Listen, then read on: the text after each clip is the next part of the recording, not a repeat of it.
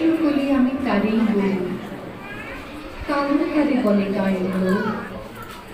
মেঘলা দিনে দেখেছিলেন মাঠে কালো নীল, কালো হরিণ চোখ।